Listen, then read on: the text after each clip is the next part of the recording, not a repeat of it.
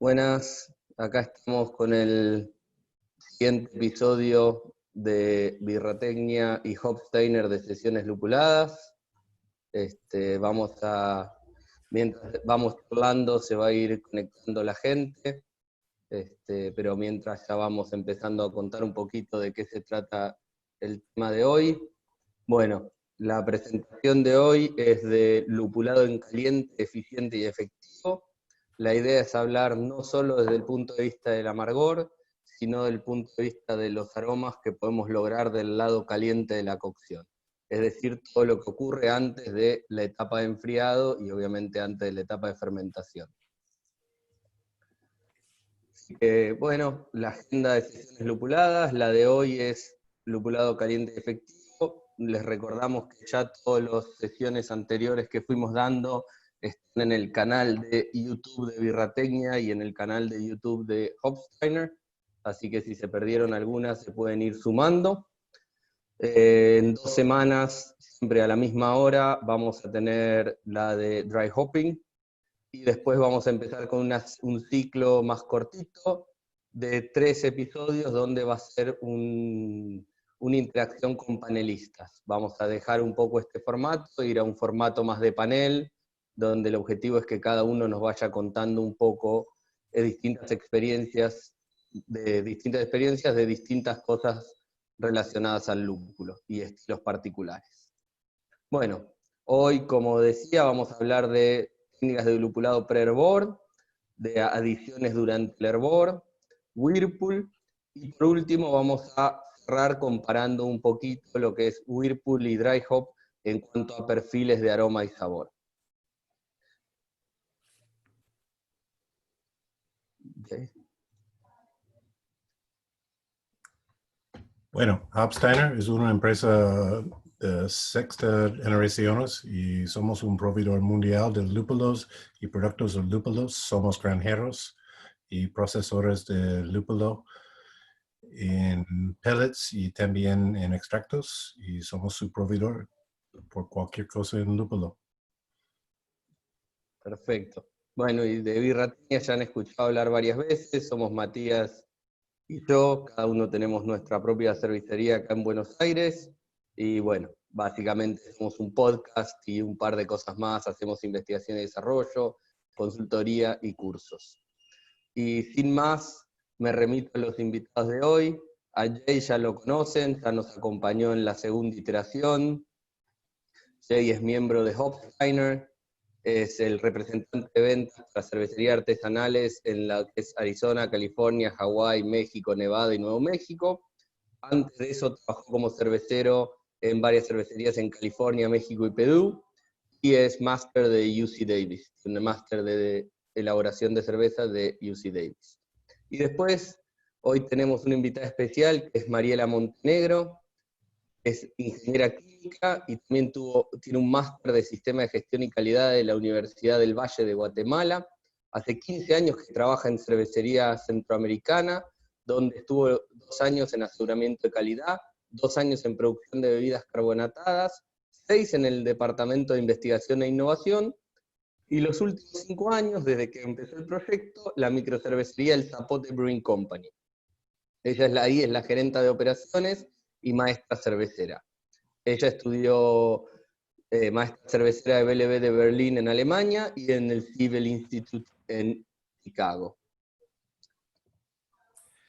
Y bueno, arrancando ya con la temática de hoy, del lupulado en caliente, básicamente arrancamos del primer punto donde se le puede agregar lúpulo a una cocción de cerveza, que es en el mayo, en el macerado, ¿no?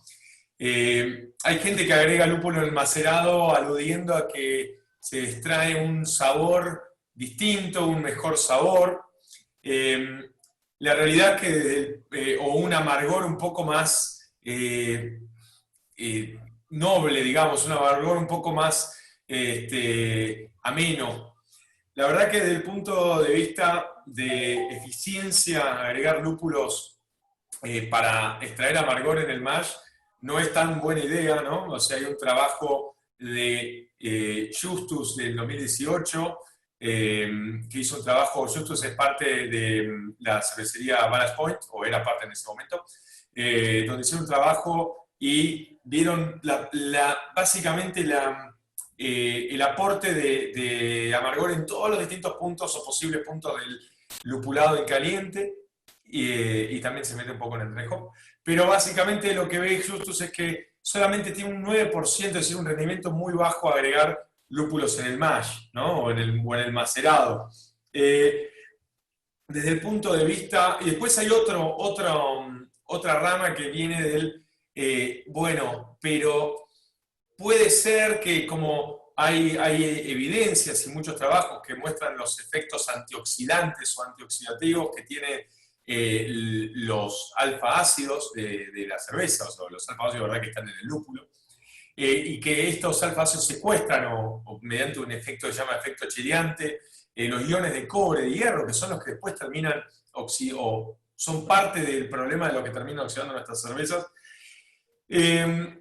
La realidad es que o sea, las cervezas que no tienen cereales alternativos, como puede ser el mijo o la quinoa, que sí tienen niveles altos de cobre o de hierro, esto no es tanto un problema, ¿no? Pero sí se plantea la posibilidad, bueno, pero este efecto existe de los alfa-ácidos, es chiriante, es cierto, ahora no es, a los niveles que tiene de hierro y de cobre, la cebada, el trigo, el centeno o la avena no son tan altos, por lo tanto no es tanto problema. Ya en un segundito vamos a ver un trabajo que demuestra eso de cierta manera, o es una de las demostraciones. Lo que sí es importante es que una alternativa para, de cierta manera, si uno quiere buscar una estabilidad de las cervezas, ¿no?, mediante bajarle el potencial oxidativo de esto, hay una alternativa que es el uso de hard resin pellets, que básicamente es un producto son pellets que tienen cantidades, digamos, concentraciones más altas de lo que es la parte de resina más dura, es decir, la parte de beta ácidos, la parte de incluso gamma, que por eso se llaman resinas duras o pellets duros, porque son realmente mucho más viscosos y más difíciles de solizar. Y hay un trabajo hecho, publicado en Brauer, que demuestra que el uso de estos pellets, no solo para cervezas que usan extracto de CO2, sino también para cervezas que tienen adiciones de lúpulos con variedades de alfa-ácidos muy ácidos, compensan o ayudan a compensar la calidad del amargor, ¿no?, además de tener este potencial antioxidativo. Así que también es una buena opción como para analizar, ¿no?, el uso de este tipo de pellets o de este tipo de productos. Vamos a la próxima, Lea. Ahora, este es el trabajo que les contaba hace un segundito. Este es un trabajo hecho por Wittstock en la Universidad de Berlín en el 2016, que lo que hace es comparar 5 tipos de adiciones distintas de lúpulo en caliente para cervezas pale lagers. Una, la referencia es la adición típica al comienzo del amargor. También hay cervezas que tienen adición de mash hopping o lupulado en el macerado, y además una pequeña adición también al comienzo del hervor. Cervezas con adiciones divididas durante el comienzo del hervor, a los 30 minutos, al final y en el whirlpool. Cervezas con first word hopping, es decir, first word hopping, ahora nos va a hablar Lean en un segundito, pero es la adición o sea, a medida que estamos haciendo el trasvase del lauter o del macerador o de la cuba filtro hacia el hervidor. Y cervezas con adiciones continuas durante todo el hervor, ¿no? Lo que me parece, hicieron 2 series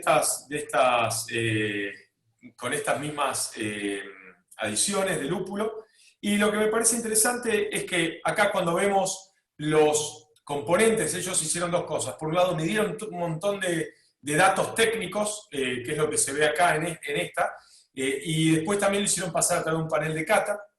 Pero cuando vemos acá, lo que vemos es que, bueno, no es de sorprender que las cervezas con adiciones en el macerado o mash hopping son las que tuvieron la menor cantidad de de rendimiento, ¿no? El rendimiento más bajo de ambas, ¿no? En cuanto a lo que es IBUs o isomerización de alfa-ácidos, sino también que tampoco fueron las que tuvieron la menor cantidad de hierro, ¿no? Cuando midieron el hierro, como se ve ahí, las cervezas que tuvo menor hierro fue la de adiciones continuas. Es decir, que tampoco es que necesariamente por hacer la adición en el mash hopping vamos a secuestrar la mayor cantidad del hierro. Y otro dato interesante es el hecho de que las cervezas que tuvieron menor cantidad de polifenoles han sido las que tuvieron las adiciones continuas o las adiciones divididas durante el hervor. Vamos a la próxima. Y bueno, acá de vuelta volvemos al mismo estudio, con las mismas cervezas, pero lo que hicieron es un panel de cata con esas cervezas frescas y también con esas cervezas añejadas durante 12 semanas a 28 grados. Entonces, a nivel panel, lo que me parece importante resaltar fue que la cerveza que tuvo mayor notas en promedio, ¿no? a fresco, a decir que la cerveza estaba más fresca tanto cuando era fresca o añejada, fue la cerveza que tuvo adiciones continuas y no necesariamente siempre, no solamente la que, no solamente, sino que no necesariamente la que tenía el mash hopping, que por más que teóricamente habíamos visto que tiene una capacidad de efecto chileante interesante, a nivel teórico, a nivel práctico no lo vemos eso como lo que más se refleja, sino que la cerveza de adiciones continuas es la que está siempre, o en 3 de los 4 casos, con la nota más alta, ¿no? Esto no significa que la que tiene el mash hopping tiene las notas más bajas, sino que simplemente no es una solución mágica para solucionar el tema de la oxidación en la cerveza. Así que eso, es una herramienta, el mash hopping sí, pero no es lo que algunas personas dicen que es la solución para eliminar estos iones y de esta manera tener una cerveza que se mantiene más en el tiempo. Así que con eso pasamos al first word. Claro, digamos, de próximo momento donde podemos lupular es en el first word, que como dijo Mati, es cuando estamos haciendo el trasvase de la cuba filtro, ya sea un macerador o un lautre específico, y empezamos a transferir el mosto y ahí directamente lupulamos en la olla de hervor. Bueno, como Mati comentó, no necesariamente el first word es lo mejor para lograr una mejora oxidativa en las cervezas. Entonces, lo que es interesante hablar en este tema es que normalmente hay un montón de gente que suele decir que hace first word hopping para mejorar la calidad del amargor y además porque da un mejor aroma. Bueno, todo eso surge de un trabajo del 95, que es como cuando que se publica en la revista Brauwelt, que se habla de redescubrir esta técnica del first word hopping, y básicamente en ese trabajo lo que hicieron es que hicieron una Pilsen con y sin first word, y encontraron que les gustaba más la Pilsen con first word hopping. El análisis químico que hicieron encontró una pequeña diferencia en la cantidad de aceites, o sea, un poco menos de hecho, y bastante más bajo en el linalol. Ahora vamos a ver esos estudios en más profundidad que nos van a respaldar un poco este trabajo. Después, más recientemente, en el 2017, se hizo un estudio específico buscando a ver si se podía, realmente esta evidencia anecdótica que dice que el first word hopping da un amargor más redondo, más agradable, menos harsh. Se repitió un estudio en el 2017 con un panel de cata controlada y no encontraron ninguna diferencia en lo que respecta a la calidad del amargor. Y después, por otro lado, tenemos dos ensayos de dos estudios de Brulosophy, que si bien tienen problemas, digamos, al no ser resultados avalados y repetidos y con serias cosas, Citizen Science, pero está bueno que encuentran también que en su panel de cata tampoco, y en este caso usaron un panel de cata de BJCP, tampoco encontraron una diferencia en cuanto a la calidad directamente entre las cervezas, o sea, no hubo una mejora, pero sí encontraron que tenían mayor eficiencia. En ese caso encontraron que hubo un aumento del 17%. lo cual es bastante esperable en el sentido de que vamos a tener más tiempo los pellets o flores o lo que estemos dando en el first overhop en contacto con el mosto. Aunque vamos a ir aumentando la temperatura, va a haber más tiempo para la isomerización. Todos los estudios más o menos hablan de que hay una mejora de isomerización, una mayor eficiencia de isomerización de alrededor del 10%, 15, 17 el de Brulosophy, va dependiendo, porque esas condiciones van a depender también de cuán rápido se calienta el mosto en nuestro equipo, etcétera. Pero bueno, después por otro lado, lo que sí es útil del first overhopping es que ayuda a reducir los boilovers, porque el hecho de que ya estén los pellets dentro de la olla cuando se llega al punto del bor hace que se rompan, que se generen puntos de nucleación y haya menor riesgo de boilovers. Igual pueden ocurrir, pero ayuda en ese sentido. También ayuda a no olvidar la adición, digamos, y ya está tranquilo de que uno ya la hizo y puede seguir adelante con su cocción. Y por otro lado, digamos, acá también cabe la pena hablar de lo que venía comentando Mati sobre hard resin pellets, que sí que son una herramienta bastante útil y que si en verdad lo que estamos buscando lograr es una mejora en cuanto a la propiedad oxidativa, en lugar de buscar estas técnicas, quizás tiene más sentido buscar por el lado del uso de los hard resin pellets. Bueno, ahora un tema de amargor que se escucha mucho y que es la coumulona. Se habla mucho de la coumulona, que es uno de los distintos tipos de alfa-ácidos que tenemos en el lúpulo. Digamos, tenemos la dumulona, la cumulona y la humulona. Y básicamente hay una creencia entre los cerveceros de que la cumulona da un amargor más áspero, un amargor menos placentero, más harsh. En realidad todo esto surge de un estudio de 1972 por Rigby. Si se acuerdan cuando hemos hablado en algún otro momento sobre el IBU, Rigby fue uno de los que propuso una de las mediciones, una de las formas de determinar el IBU por espectrofotómetro, y no solo eso, fue el primero en empezar a describir los alfa-ácidos en la cerveza, con lo cual, digamos, él trabajaba hacía mucho en este tema, y él lo que hizo fue un experimento donde hizo dos cervezas, una que tenía prácticamente puro humulona, y la otra que tenía un 60% con humulona. Y el 40% era una mezcla de adumulona y humulona. Y lo que observó era que la cerveza que tenía coumulona tenía un amargor más áspero. Ahora, él mismo en el trabajo dice, ojo, estos datos hay que tomarlos con pinza porque cuando medimos tenemos muchísimo mejor isomerización en cuanto a la coumulona. En lugar de tener 21 ppm de isoalfácidos, encontraron que esa cerveza tenían 34, lo cual es una diferencia bastante considerable y no tiene sentido comparar esas dos cervezas hablando de calidad de amargor con niveles de amargor de base tan distintos, porque no podemos separar si viene la diferencia de la cantidad de amargor o viene del tipo o la calidad del amargor.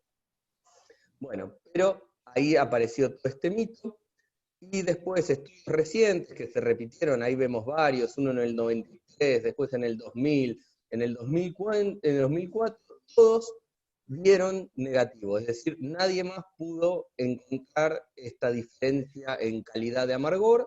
Entonces, puede ser superar lo que el mismo Rigby decía, ojo, tómenlo con pinzas porque tienen distintas cantidades totales de isoalfácidos. Y por otro lado, lo que sí se repite en todos los estudios es que la cumulona tiene una mejor tasa de isomerización. Esto es bastante particular porque de hecho todo este trabajo y todo desencadenó que los lupuleros busquen hacer cruzamientos buscando lúpulos bajos con cumulona bajo.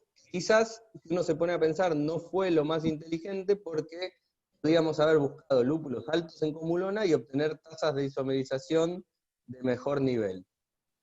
Bueno, acá me preguntan qué quiere decir boil over. Cuando se te hace cuando empieza el mosto a sobrepasar la olla. O sea, el hervor empieza a espumar y se va por arriba de la olla. Perdón por no haber aclarado el término en inglés. Bueno, entonces, una cosa importante es ¿qué es lo que es calidad de amargor? ¿No? Es bastante difícil hablar de calidad de amargor porque no es un parámetro que podemos medir analíticamente, tristemente no es un parámetro que podemos medir analíticamente, entonces lo que se puede usar es gráficos del estilo como esto para ponerse de acuerdo entre el panel de cata con el gráfico que está a la derecha, donde podemos decir, bueno, un amargor que se percibe de esta manera es un amargor que gusta, un amargor que dura unos 30 segundos, que sube y desciende gradualmente, y nos permanece en boca mucho, mucho tiempo, es un amargor que se queda y que quizás no es lo buscado. Si hace un pico muy bruto y después lo perdemos, es un amargor harsh, un amargor áspero, y si permanece en un nivel alto mucho, mucho, mucho tiempo, es un nivel astringente, y que no necesariamente, digamos, es un tipo de amargor buscado, ¿no? Por otro lado, tenemos este estudio del 2014 de Bindel y Foster, que habla de lo que es calidad de amargor. Entonces, lo que ellos encontraron es, buscando una métrica similar a esta entre el panel de cata, buscando un acuerdo de, ok, si lo percibimos de tal manera, le damos un buen puntaje, mientras más se aleje de esto, le damos peor puntaje. Lo que encontraron es que mientras más alto es el cociente, el ratio de beta-alfa, de ácidos alfa versus ácidos beta versus ácidos alfa, mejor es la calidad de amargor. Si uno mira, los lúpulos nobles en general tienen dan un ratio bastante cercano a 1, mientras que casi todos los lúpulos más modernos, incluso los lúpulos diseñados para tener alta eficiencia de amargor, dan valores más bajos, y entonces tienen un amargor de no tanta calidad. En una IPA donde tenemos un montón de otros factores, quizás esto no es importante, pero si uno utiliza un lúpulo en una cerveza bastante desnuda, como podría ser una Pilsen, puede ser que tenga un amargor que no es lo que está buscando, y que con un lúpulo tradicional que tiene otro ratio de beta-alfa tengamos un muy lindo amargor. De hecho, Amarillo es un lúpulo que se destaca es un lúpulo moderno que se destaca por tener un cociente bastante bueno para ser un lúpulo moderno. Por otro lado, lo que es interesante es que si deseamos usar un lúpulo de ese estilo, lo que podemos hacer es lo que veníamos hablando de los hard resin pellets, que además de aportarnos una cuestión de mejoras oxidativas, lo vamos a poder usar también para compensar un poco este desfasaje de ratio de beta-alfa. Entonces podemos considerar un lúpulo más eficiente, más barato para el amargor, y complementarlo con hard resin pellets, pellets de resinas duras, para lograr una buena calidad de amargor. Y bueno, a ver, este gráfico tal vez les suena familiar porque ya lo vimos en la segunda sesión, y la idea de esto es más que nada comparar las eficiencias que podemos tener agregando el lúpulo en distintos formatos, ¿no? O sea, qué eficiencia tiene desde el lúpulo en flor, que es el menos eficiente de todo, pasando por los pellets, pasando por pellets isomerizados, ¿no? Extracto de CO2, y bueno, y así sucesivamente. También hay adiciones de otros tipos de productos de extractos que se pueden utilizar post fermentación, que esos ya tienen casi eficiencias muy elevadas, ¿no? Ahora, Mariela tiene una experiencia súper interesante con respecto a la adaptación de distintas eficiencias en función de los distintos tamaños de batch, ¿no? Mariela ha trabajado con equipos muy grandes y equipos de nivel microcervecería, y tiene una experiencia para contarnos súper interesante de cómo va variando también la eficiencia con eso. Es otro dato a tener en cuenta. Hola a todos. Pues sí, yo he tenido la experiencia de trabajar en una cervecería industrial y a la vez en una microcervecería. Nuestra cervecería industrial, su lote de cocimiento es de 1050 hectolitros, mientras la de la microcervecería es de 25 hectolitros, entonces sí es una diferencia bastante grande. En la grande, la de 1050, hacemos lager, y en la microcervecería hacemos una lager y 5 de alta fermentación, 5 ales, pero queríamos probar hacer la igualación de las marcas grandes en la microcervecería. E hicimos una prueba con la mayor marca, la más vendida de todas, que se vende aquí en Guatemala. Y nosotros pasamos toda su materia prima, desde malta, lúpulo, el agua y levadura, de 1050 hectolitros a 25 hectolitros, haciendo la primera prueba. Ahí lo que utilizamos fue extracto de lúpulo. Nosotros normalmente en la microcervecería usamos pellet, pero en este caso, como la igualación tenía que ser exacta, utilizamos el extracto.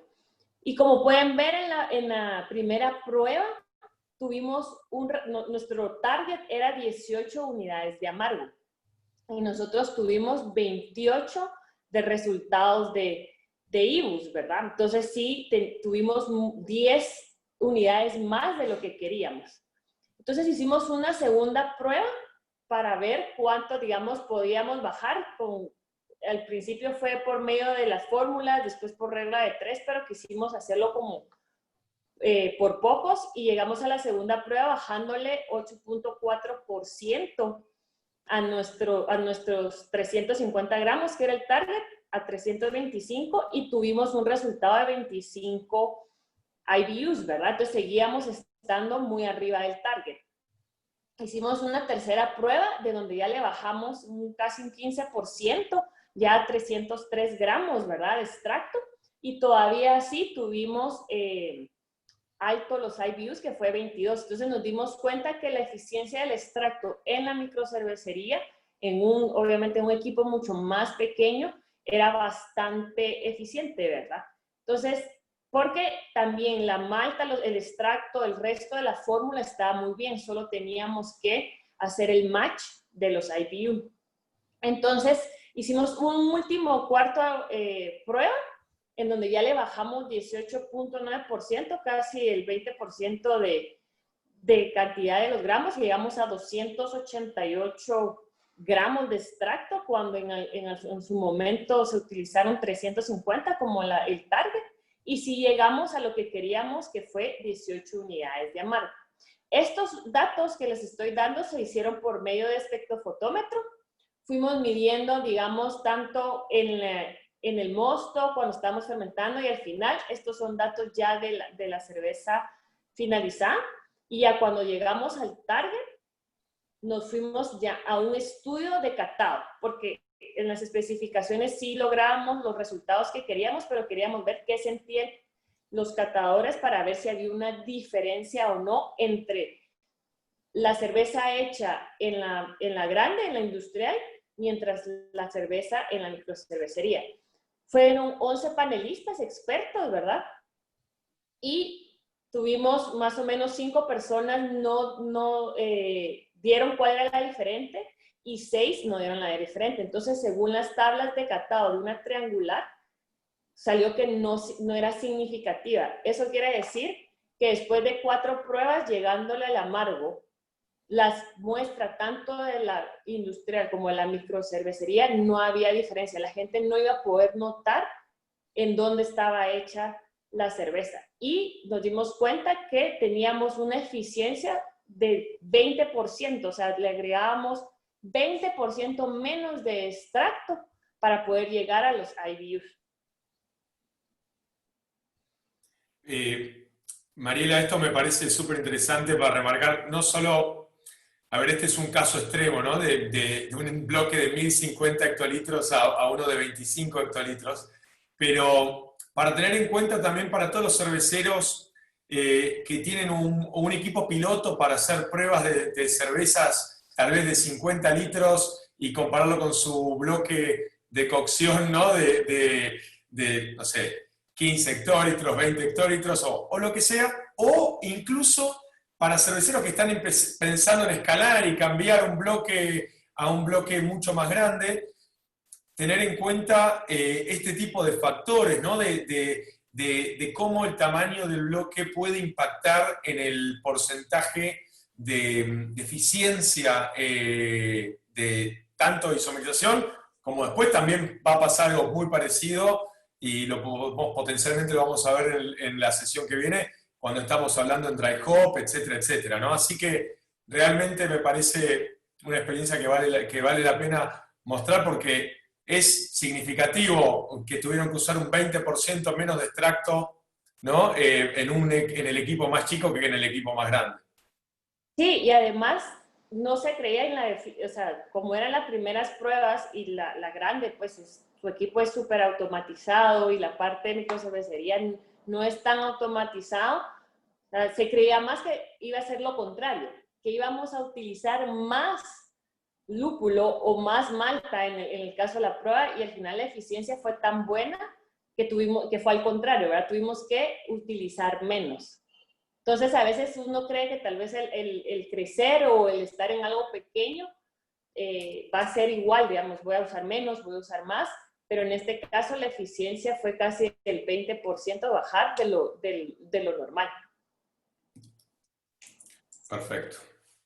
Sí, y cabe mencionar que también nosotros en la microcervecería usamos pellet, y nosotros cuando hacemos todos nuestros cálculos de cuánto vamos a agregar, ya a la hora del amargo, normalmente siempre quitamos un aproximadamente del 10% al 15%, se acerca mucho también como al 20%, depende obviamente el pellet, ¿verdad? Sus alfa-ácidos, pero siempre eliminamos una cantidad, o sea, reducimos, porque también en pellet se mira una eficiencia de lo que teóricamente me dice. O sea, mi equipo de por sí, aunque sea pequeño, tiende a ser muy eficiente en la parte caliente de la isomerización de tanto pellet como extracto.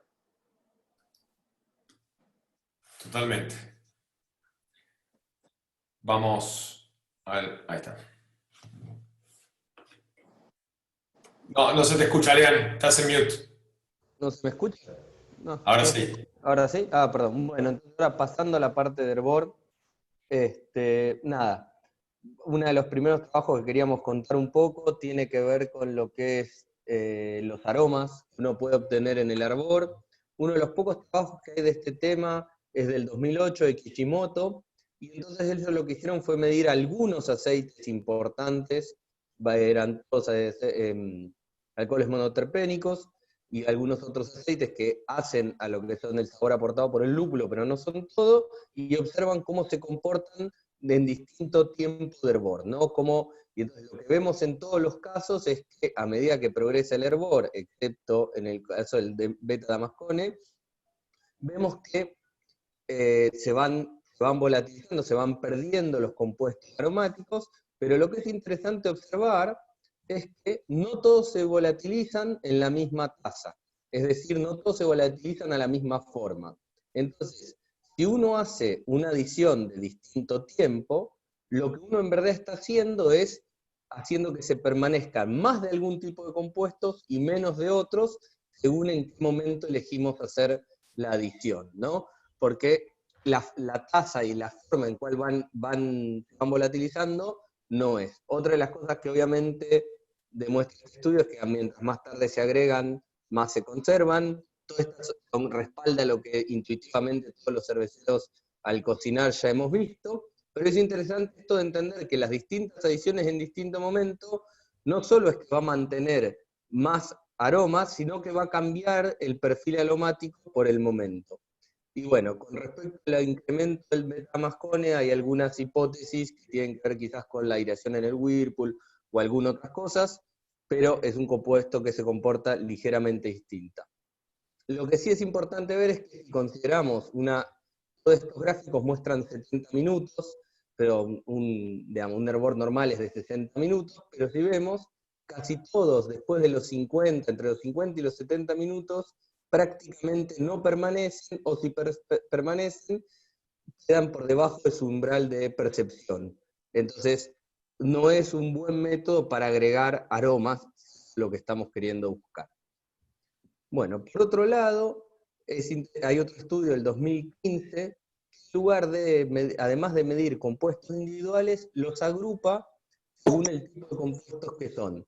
en hidrocarburos monoterpénicos, que son los que nos dan todas las notas más resinosas, la fracción de compuestos nos dan la nota floral, los cisterpenos y los que dan la nota especiada.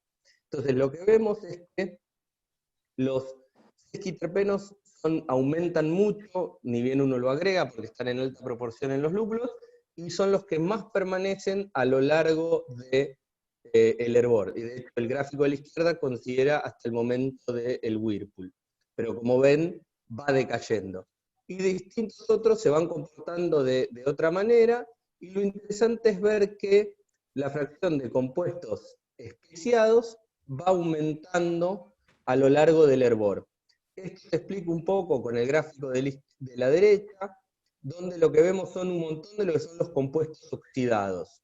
Muchos de esos compuestos oxidados son los que contribuyen a estas notas especiadas típicas de las lagers que no tienen gran adición de lúpulo, sino que tienen lúpulo en hervor y poco más después, o digamos nada en frío, y en general ni siquiera una adición de momento cero, sino adiciones a los 30 o 10, 5 minutos, y tienen todas estas notas especiadas, que mucho de esto se debe a compuestos oxidativos que se van formando y van incrementando a lo largo del hervor.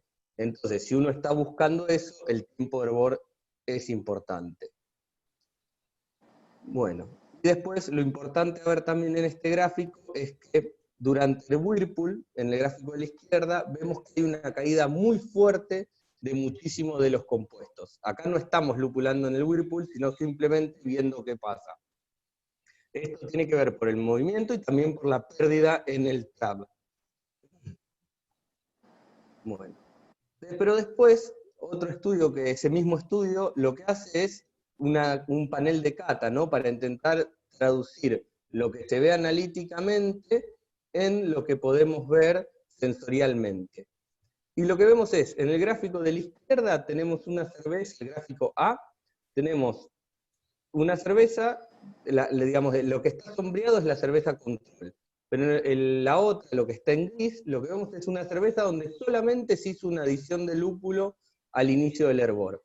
Después en el gráfico B, el del centro, vemos una donde se hizo al inicio y hacia el fin, en los últimos minutos del hervor. Y en el más de la derecha, el gráfico C, vemos que un gráfico donde una cerveza donde solo se hizo una adición al final. O sea, esa adición para retener aromas. Y como podemos ver, todas las adiciones tienen un impacto aromático, porque ninguno de los tres gráficos arañas son iguales. Cada adición, incluidas las adiciones tempranas y novedosas, van a tener un cierto perfil, un cierto impacto aromático. Lo que va a cambiar va a tener que haber un cambio de intensidad y un cambio de perfil. Pero esto es muy importante cuando uno está considerando el desarrollo de una receta. Obviamente que la nota especiada herbal que podemos encontrar de un lupulado temprano, y después estamos usando un lupulado muy agresivo en Whirlpool o un lupulado muy agresivo en Dry Hop, la preponderancia que va a tener esa nota va a ser muy baja. Pero es interesante ver que todas las distintas adiciones del hervor contribuyen en mayor o menor medida y en distintos perfiles al aroma de la cerveza. Bueno, ahora terminando las adiciones con el fuego prendido o con el vapor encendido, pasamos ya a las adiciones de Whirlpool, y antes de meternos en ellas, vamos a hablar del mito de los 0 IBUs, ¿no? O sea, en los últimos años se han visto muchas IPAs en el mercado con un cartel que dice 0 IBU, porque, no sé, algunos cerveceros tal vez diciendo que porque hacían la adición a menos de 70 grados, entonces no había isomerización. Bueno, básicamente hay isomerización a 70 grados, incluso a menos de 70 grados. Acá hay dos trabajos que básicamente demuestran eso, o sea, la isomerización, por supuesto que son tasas menores. El trabajo de Biendel y Forster del 2014 muestra distintas curvas de isomerización a temperaturas no solo menores a los 100, sino también mayores a los 100, que incluso las que son mayores a los 100 muestran incluso cómo se degradan y terminan bajando a medida que pasa el tiempo. pero se ve que hay una curva y que tenemos una eficiencia de, digamos, no sé, en promedio alrededor del 10% en esas adiciones de 70 grados, ¿no? Por supuesto, como ven, es menor a que la de 80 y menor que la de 90. Después, por otro lado, está el trabajo del 2008 de Jaskula, que hace, también muestra los porcentajes estos de eficiencia de estas isomerizaciones cada cierto tiempo, a los 5 minutos de agregado, a los 10, a los 15, a los 20, bla, bla, bla, hasta 90 minutos, a las distintas temperaturas, y como pueden ver, tenemos un porcentaje de isomerización incluso a 80 grados, que va de la mano del estudio posterior, que es este, de Biendel, del 2014, pero la conclusión de esto tiene más que ver con, no le pongamos que una IPA tenga 0 IBUs, porque realmente estamos isomerizando a 70 o incluso a algunos grados menos también. Podemos pasar a la siguiente. Antes, entonces, hablando del Whirlpool, es bastante interesante hablar de la importancia del Whirlpool. En estos últimos años acá en Argentina he escuchado a algunos cerveceros decir que estaban dejando de usar Whirlpool porque lo único que le querían era agregar aroma a lúpulo, entonces simplemente hacían adiciones de dry hop.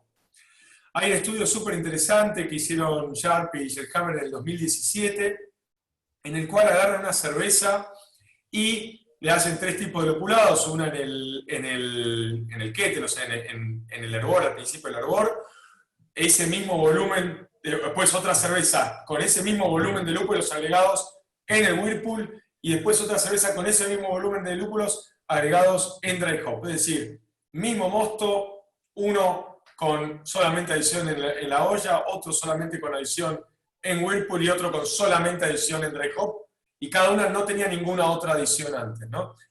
El panel de cata al que hicieron pasar estas cervezas termina prefiriendo la cerveza lupulada que solamente, o sea, la cerveza que solamente tenía lupulación en Whirlpool comparado a la cerveza que tenía adición en dry hop en cuanto a nivel de intensidad aromática, ¿no? Básicamente tenían mayor intensidad de sabor y de aroma la que solamente tenía adición de Whirlpool que la de dry hop. Ahora, con esto no estamos ni cerca diciendo que no hay que hacer adiciones de dry hop, solamente que el dry hop sin el Whirlpool, sin como ese respaldo del Whirlpool, logra muchísimo menos. Una de las cosas interesantes de esta experiencia es que los descriptores, por ejemplo, de la cerveza que solamente tenía adiciones de Whirlpool, eran tropicales, cítrico, carozo y pino, y la que solo tenía dry hop, carozo y floral, ¿no? Entonces, digamos que no es que uno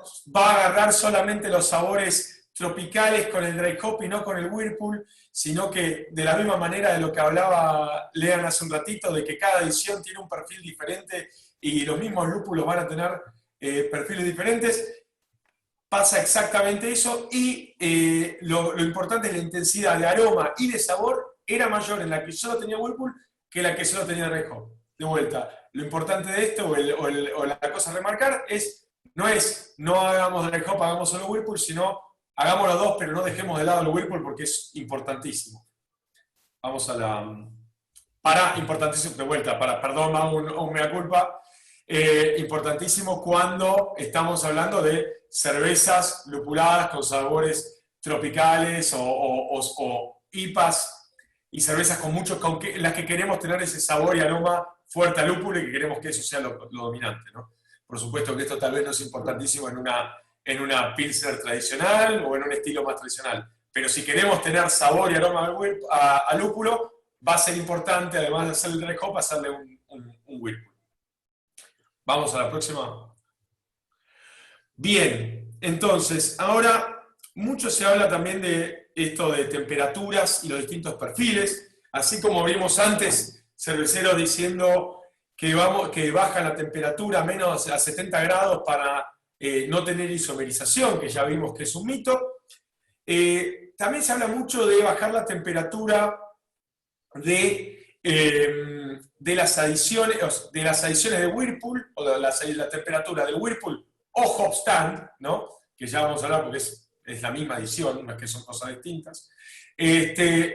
a temperaturas más bajas, porque cuanto más bajos traemos un sabor más tropical, ¿no?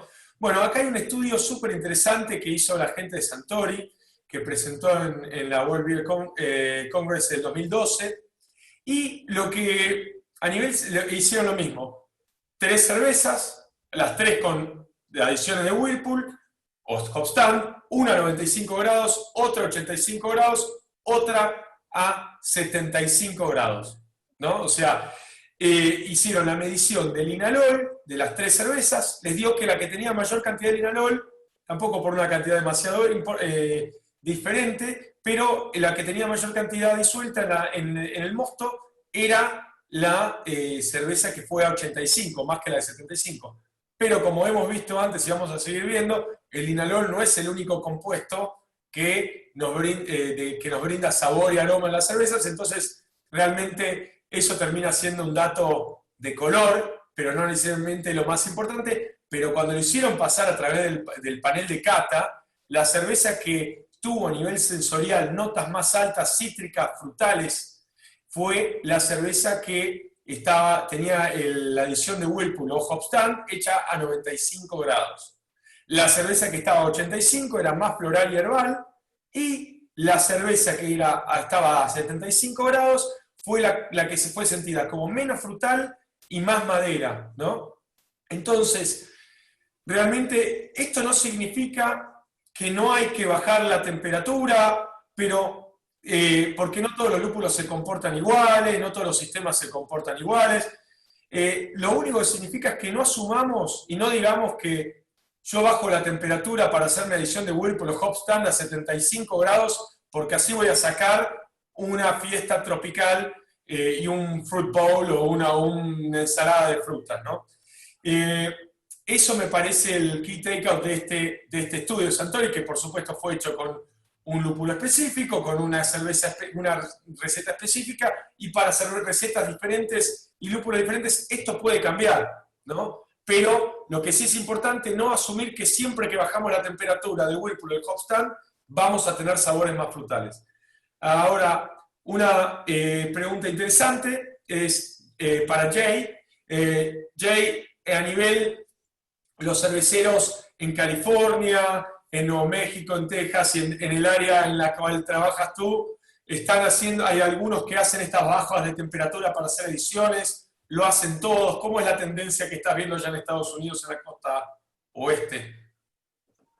Bueno, yo tengo cerveceros clientes que usan Whirlpool a temperaturas normales, 95 o 100 grados, pero también tengo algunos que usan alrededor 70, 75, 80 grados, y ellos que usan las temperaturas más bajos están reportando que hay un sabor dulce del lúpulo y hay una sensación de boca diferente, que ellos hacen el mismo lote de cerveza con temperaturas altas en Whirlpool y temperaturas bajas en Whirlpool, y hay diferencias en aromas y también en sensación de bocas y aromas únicos que ellos gustan en algunas recetas.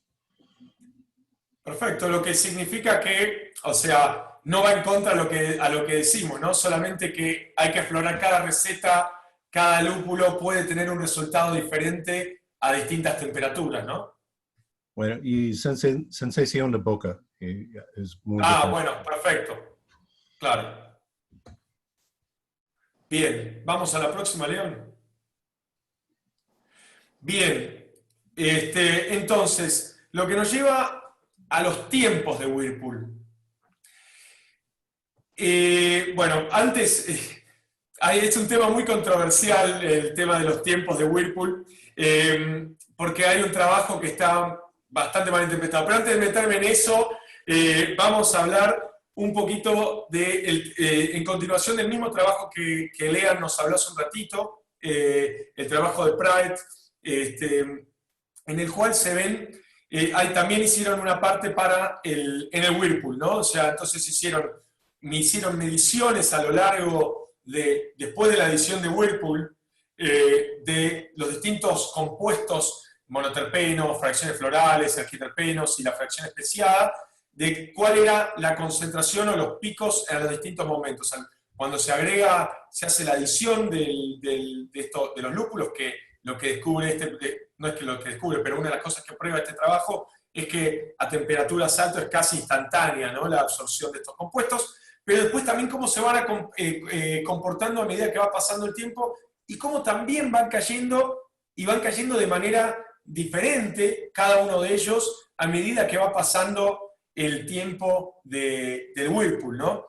No todas esas fracciones se comportan iguales, por lo cual uno puede asumir que a medida que va cambiando el tiempo del Whirlpool, o no del Whirlpool en sí, sino de todo el proceso, desde que se hace esta adición hasta que el último litro está en el fermentador, o que es el tiempo de contacto de esta adición, digamos, puede ir variando el perfil, pero esa variación del perfil está muy relacionada con que hay ciertos compuestos que van saliendo de nuestra cerveza, que van desapareciendo, se van volatilizando, o oxidando, o cambiando, ¿no?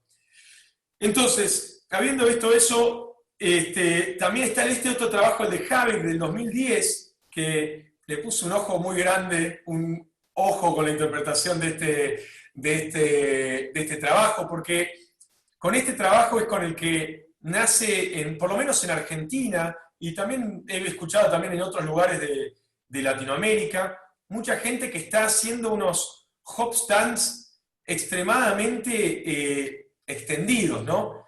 Este trabajo de Havik del 2010 básicamente lo que hace es un trabajo de Havik, pero está hecho en las cervecerías Rockpool, que es una cadena de brewpubs que tiene muchísimos brewpubs a lo largo de todo Estados Unidos. Hicieron una IPA, ¿no? Y tenían ciertos lugares que tardaban 50 minutos y ciertos lugares que tardaban 80 minutos.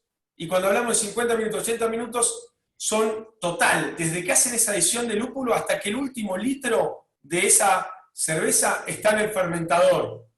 Es decir, que se separó el lúpulo del mosto, ¿no? En el true. Entonces, ese era el trabajo, y ese trabajo lo que demostró era que a las adiciones, la gente que tenía el tiempo de contacto, o el hop stand de 80 minutos, tenían mayor, digamos, sabor, aroma, amargor, todo que las de 50 minutos. Ahora, en función de esto, que fue una conclusión que tomó este trabajo, o sea, que un tiempo mayor daba una mayor intensidad de sabor. Ahora, hay un par de cositas que tiene este trabajo, ¿no? Primero, que hay que considerar que no son 50 minutos más de lo que ya dura el tiempo de bombeo tangencial mientras se va haciendo esta especie de remolino, porque la idea tampoco es lograr un vórtice muy, muy fuerte, por algo que ya vamos a ver dentro de muy poco, pero si no, todo este tiempo, desde que se agrega el lúpulo, está el momento de bombeo, está el momento del tiempo de calma, o el tiempo hasta que todo se frena y todo eso todo ese lúpulo decanta y llega hasta el final de la olla y se forma la torta del true. Y después está todo el tiempo de trasvaso a través de esa olla hacia el fermentador, ¿no? A través de nuestro intercambiador de placas. Por ejemplo, algunas cervecerías pueden tener otra forma de intercambio de calor. Pero ese es todo ese tiempo de 50 y 80 minutos. Yo lo que he visto en Latinoamérica es mucha gente a todo ese tiempo agregándole 50, 80, 90 o más minutos más, diciendo que ese es el hop stand. Y eso es una mala interpretación de este trabajo. O sea, no alarguemos los tiempos tampoco a niveles ilógicos cuando no hay ningún trabajo, ninguna especie o ninguna evidencia que diga que más que ese tiempo sea el que sirve, ¿no? Porque después estamos teniendo días de cocción muy largos. ¿Por qué? Por algo que no está probado que a más de 80 minutos de tiempo total realmente sirve, ¿no? Y de vuelta, no de una adición extra de 80 minutos, sino de tiempo total de todo el proceso, desde que se agregaron los lúpulos hasta que el último litro está en el fermentador. Y después, por otro lado, este trabajo tiene otro problema. Tiene un problema del punto de vista de que hicieron las adiciones, o sea, básicamente, las recetas, por más que era la misma receta, no era la misma receta. ¿Por qué digo esto? Porque cada brewpub tenía un agua distinta y habían dos tipos de levadura usadas. Algunos brewpubs usaban una y otros usaban otra. Entonces, como sabemos que el agua impacta en un montón de propiedades de la cerveza, el perfil de agua, eso nos da a empezar a pensar, bueno, entonces no estamos hablando de lo mismo, no es que todos partieron de agua de ósmosis o agua desmineralizada y le agregaron las mismas cantidades de sales, sino cada uno partía de un agua de su local. Y por otro lado, hay dos tipos de levadura distintas siendo usadas, que también sabemos que la interacción entre levadura y lúpulo es muy distinta, depende del tipo de levadura, entonces este tipo de cosas influenciaron en este trabajo, ¿no? Entonces, en función de eso, le saca un poco de validez a este trabajo y hace que no tenga tanta validez, ¿cómo decirlo?, académica, ¿no? Así que pensemos que ya por ejemplo, si nosotros tenemos 15 o 10 minutos o 15 minutos de tiempo de bombeo, más 15, 20 minutos de tiempo de settling, desde que uno que corta ese bombeo hasta que todo decante y se haga la torta, ¿no? Ahí ya tenemos media hora. Y después, si tenemos media hora, 45 minutos, hasta una hora de trasvaso, estamos con un tiempo más de sobra. ¿Para qué alargar eso? ¿No? Entonces, como vemos, todos estos compuestos son absorbidos de manera instantánea. La verdad que alargar esto muchísimo más que ese tiempo original no tiene ya tanta validez teórica, ¿no? O académica por lo menos. Así que es eso simplemente. Vamos a la próxima, Liam. Bueno, ahora un poco la idea es empezar a hablar ya más de aromas y sabores específicos. Acá sí tenemos lúpulos específicos. Igual va a depender, como hablamos en el primer episodio, del lote, de dónde venga, de la parcela que viene, de la granja que viene, de la zona que viene, pero más o menos hay lo que se llama true to type, o sea, que refleja el tipo en la mayoría de los lúpulos que uno va comprando, ¿no? Entonces, lo que vemos en estos gráficos del estudio de Sharp del 2016 es en azul, en los triangulitos en azul en el gráfico izquierdo, tenemos cómo se van más o menos dispersando los aromas de distintos lúpulos en Whirlpool. Los puntitos rojos son cómo se van comportando esos mismos, digamos, esos lúpulos cuando los usamos en dry hop, y en negro tenemos dónde van cayendo los distintos descriptores. Este es un gráfico de PCA que lo que busca es explicar, digamos, hace una traslación de coordenadas para intentar explicar, buscar mostrar de una manera visual la relación que hay entre, en este caso, aromas, digamos. O sea, cuán cercanos o cuán lejanos o por dónde están unos ubicados versus a otro.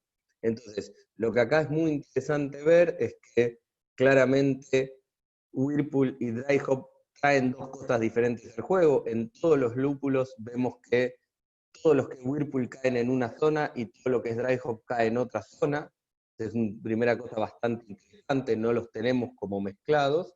Y por otro lado, también lo que es interesante ver, que eso se ve mejor en el gráfico de la derecha, es que hay algunos que tienen en Dry Hop en azul, perdón, me confundí. Pero bueno, en su mayoría están como partidos, y lo que vemos es interesante ver con las flechas del gráfico de la derecha, que no todos los lúpulos se comportan de igual manera cuando pasa de dry hop a Whirlpool. Es decir, va pasando, digamos, el Cascade tiene una tendencia, como se comporta aromáticamente, cambia su perfil aromático de una manera, otros lúpulos cambian por ahí en un esquema parecido y otros cambian totalmente distinto. Es de hecho, en verdad, lo que dije al principio está mal, están agrupados por significancia y están mezclados, digamos, tenemos como dos categorías, muchos se permanecen en una categoría y muchos cambian de una categoría a otra, según si lo usamos en Whirlpool o en Dry Hop. Y entonces es interesante ver que un poco esto que empieza a hablar es que el uso de un lúpulo en Whirlpool, el uso en Dry Hop nos da dos cosas distintas, Por eso lo que hablamos en una sesión anterior con respecto a lo que era las técnicas de hacer un té de lúpulo, o las técnicas de agarrar y hacer un grab and sniff, de romper el lúpulo y olerlo, no necesariamente van a ser representativas de lo que vamos a terminar encontrando en la cerveza, que es un poco lo que podemos observar acá cuando pasamos del uso en dry hop de Whirlpool a dry hop. Y entonces también otra cosa que esto nos da a entender es que el uso en los dos lugares es importante si estamos buscando determinados tipos de aromas. Usar todo el lúpulo en Whirlpool o usar todo el lúpulo en dry hop no compensa lo que podemos obtener desde el otro lado. Lo cual no quiere decir que esté mal o esté bien, pero sin embargo que en cada una de las etapas nos va a aportar una cosa diferente. Eso es lo importante. Bien. Y para terminar, una cosa que tenemos que tener muy en cuenta en el Whirlpool es el tema de la cebolla, ¿no? ¿Por qué decimos la cebolla? Bueno, hay un estudio que hizo Nova en Asahi, justo lo publicaron el mismo año que yo me fui de allí. Y habla específicamente de un tiol que es el 2M3B, ¿no? Que tiene es un tiol que, para que sea una idea de su nivel de percepción su nivel de percepción es 0.13 ppb, es decir, que cuando pasa ese número tan bajo, ya lo empezamos a sentir este aroma a cebolla, que por supuesto, bueno, no creo que nadie quiera tener este sabor en su cerveza. Pero lo que hace este trabajo, que es súper interesante, es que prueba que básicamente este tiol es producto de la fermentación, pero no pasa siempre. O sea, viene del lúpulo, pero no está en el lúpulo así de por sí, como este tiol ya ha hecho, sino que está como un precursor que se genera cuando se airea el mosto en caliente, ¿no? Acá pueden ver en el primer gráfico de la izquierda que en cervezas aireadas hechas con sin lúpulo, sin lupular, no apareció trazos de este tiol. Ahora, en las cervezas que tuvieron adición de lúpulo, apareció el gráfico A, el primero que vemos a la izquierda. Después lo que podemos ver es que en el mosto lupulado no había tampoco este tiol estaba presente, pero post fermentación fue cuando lo encontraron. Entonces ahí dijeron, bueno, esto es algo que aparece cuando hay lúpulo y post fermentación, es decir, que es algo que se libera, un tiol que se libera mediante la fermentación.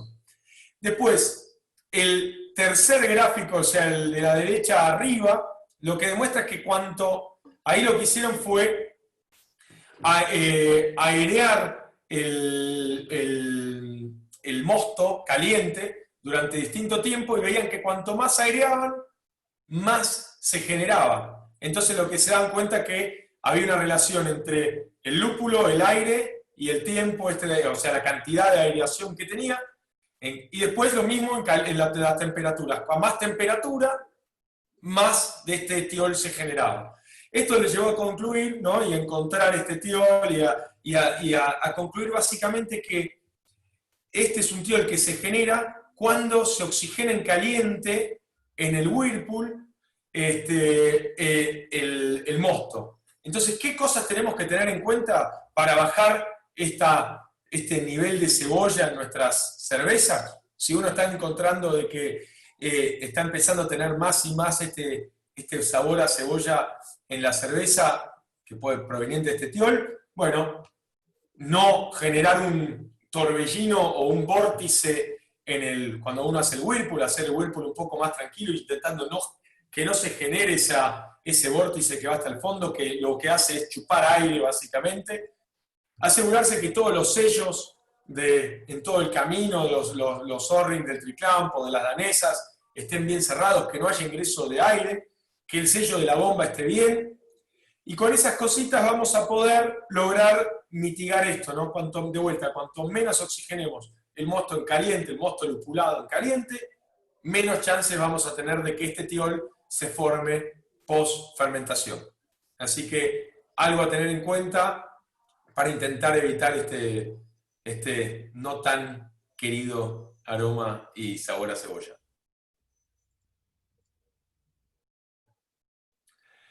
Y con eso terminamos la parte de la presentación el día de hoy.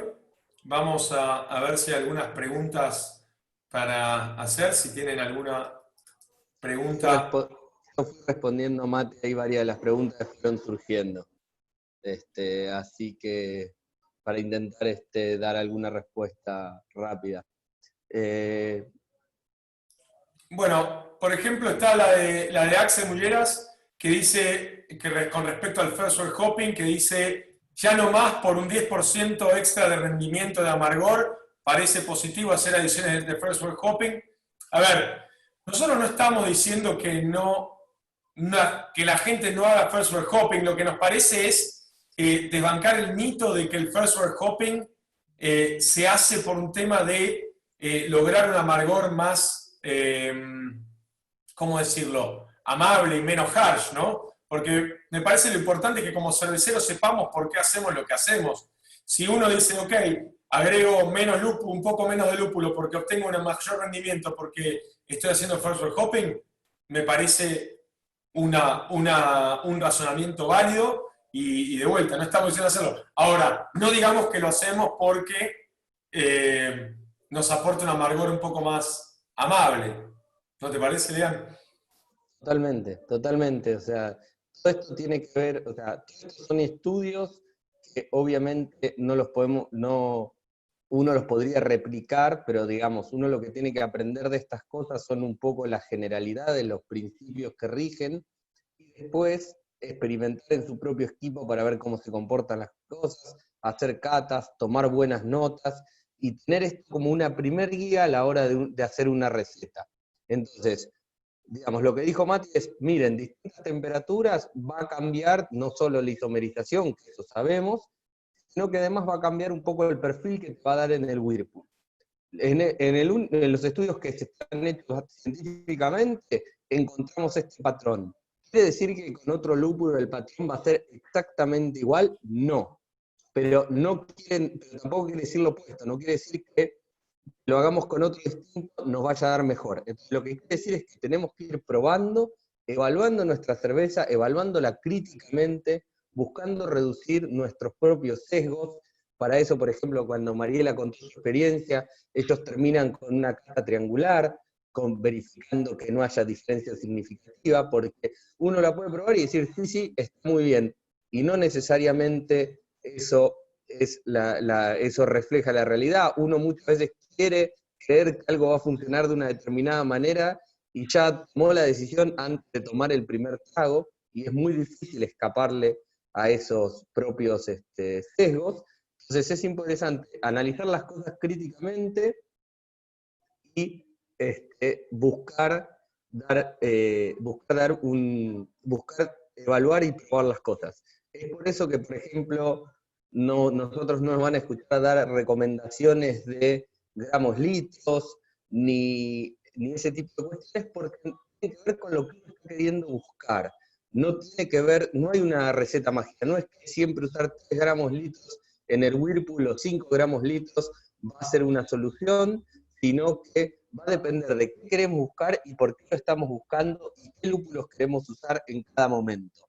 Parte de eso se construye aprendiendo desde lo teórico de cuáles son los comportamientos, y otro montón tiene que ver con experiencia. Entonces tiene que ver con jugar, con probar, con aprender, con ir probando la cerveza. Uno hace el knockout, fermenta. Antes de hacer el dry hop es importantísimo probar la cerveza. No tienen idea de qué es lo que les está aportando el Whirlpool. Porque si agarrás y haces el dry hop y la probaste al final, es mucho más difícil intentar decir, uy, esto vino del dry hop o vino del Whirlpool. Entonces va a tener que ver mucho con lo que uno está buscando. Un poco eso creo que lo estaba diciendo Matías, y esta idea de no hacer las cosas porque me dijeron o porque no intentar entender de dónde vienen. Bien. Mariela, uy, está ahí. Bueno, sí, ahí está. Hay una pregunta que está relacionada con o sea, la experiencia que hicieron ustedes fue con extracto. Y alguien que pregunta, ¿qué nos parece el tema de si con pellets uno asumiría que tendrías algo, una variación de rendimiento similar o no similar? ¿Cuál sería un poquito tu pensamiento, ¿no? de eso? Si con pellets esta diferencia de rendimiento, ¿no? Entre un bloque y el otro. Yo creo que sí. Bueno, no lo hemos hecho con la grande y la pequeña porque la grande no utiliza pellet. Pero sí hubo una prueba que hizo la grande agregando en el Whirlpool para tener un poco más aroma en una prueba que estaban haciendo. Y después la replicamos en la pequeña, en 25 hectolitros. Y tuvimos, lo que nos pasó a nosotros fue que tuvimos más IBUs. Los IBUs se subieron y tuvimos más aromas. Entonces creo que con los pellets podría pasar lo mismo. O sea, creo que sí llega a tener la misma tendencia que el extracto, porque con esta que hicimos, que fue agregando en el Whirlpool, tanto en la grande como en la pequeña, nosotros tuvimos isomerización y se nos subieron los IBUs. Entonces creo que sí podríamos tener los mismos resultados, una mejor eficiencia. Sí, no necesariamente el mismo número, ¿no? Pero teórica, o sea, tiene mucho sentido. Incluso en mi experiencia, nosotros en Australia, cuando yo trabajaba para Asahi y Mountain Goat era una fábrica, una microcervecería, y en un momento Mountain Goat quiso escalar recetas en una fábrica mediana, no era tan grande como la de ustedes allí, la fábrica de Asahi en Melbourne. Y evidentemente los rendimientos de la fábrica chica, en ese caso fue al revés, era escalar algo de más chico a mucho más grande y usando pellets, y las dos usaban pellets, y de cualquier manera el rendimiento era mucho mayor en la planta más chica también, así que totalmente de acuerdo. Yo creo que se replica, no en el mismo porcentaje, porque cada pellet tiene su porcentaje de alfa-ácido, pero sí se replica los resultados de mayor eficiencia. Claro, exacto. Bien. Bueno. ¿Tenés alguna otra, Leon, que quieras leer? A ver, déjame rapidito, miro a ver si hay algo.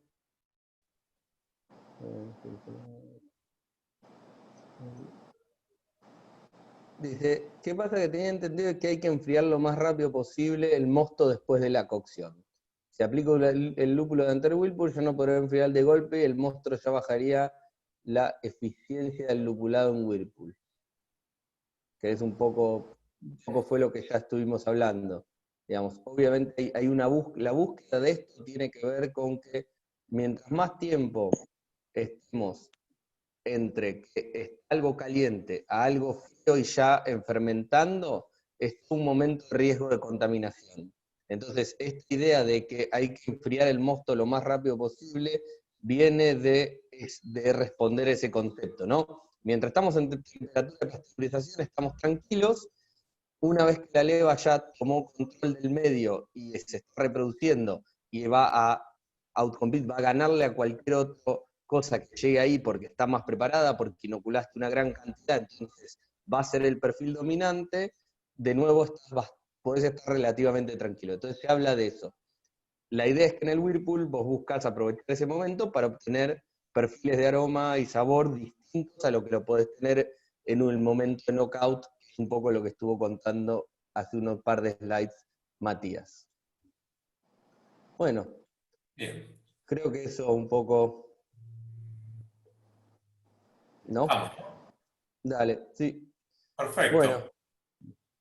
Bueno, muchas gracias por sumarse de vuelta, y en un par de semanitas, en 2 semanas más, estamos para la próxima sesión.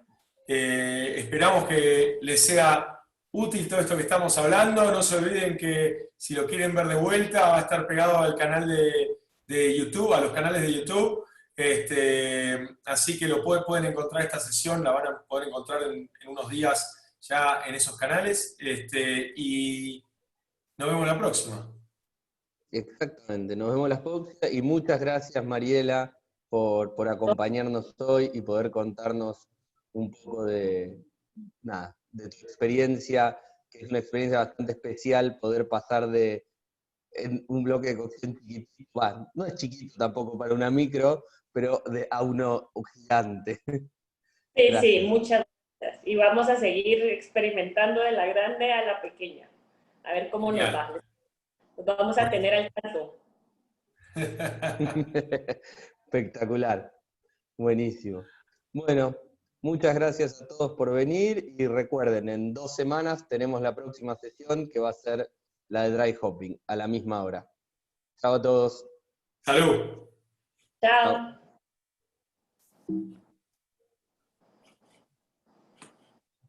A ver, se me quedó sin batería el mouse y no puedo